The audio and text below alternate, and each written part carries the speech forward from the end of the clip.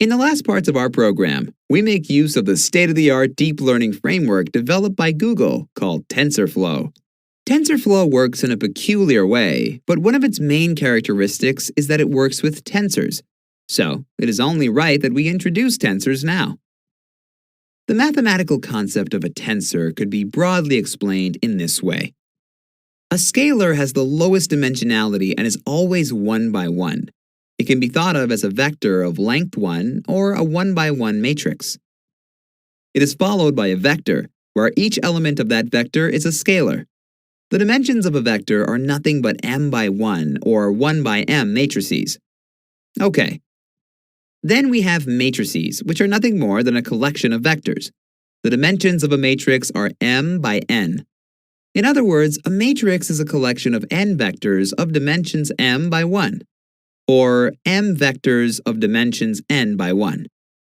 Furthermore, since scalars make up vectors, you can also think of a matrix as a collection of scalars, too. We know all that already. Let's get to tensors. Now, a tensor is the most general concept. Scalars, vectors, and matrices are all tensors of ranks 0, 1, and 2, respectively. Tensors are simply a generalization of the concepts we have seen so far. An object we haven't seen is a tensor of rank 3. Its dimensions are k by m by n. It can be thought of as a collection of matrices. In terms of programming, a tensor is no different than an ND array. And in fact, tensors can be stored in ND arrays, and that's how we often deal with the issue. Let's create a tensor out of two matrices. Our first matrix, M1, will be from the first example. The matrix M2 will be a different one with the elements 9, 8, 7, and 1, 3, minus 5. Now, let's create an array, T, with two elements, M1 and M2.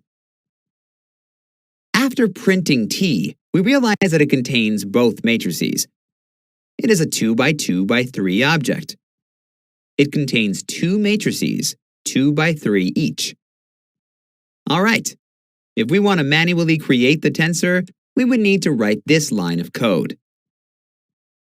As you can imagine, tensors with lots of elements are very hard to manually create, not only because there are many elements, but also because of those confusing brackets. Usually, we would load, transform, and pre-process the data to get tensors. However, it is always good to have the theoretical background. This will do for now. Thanks for watching.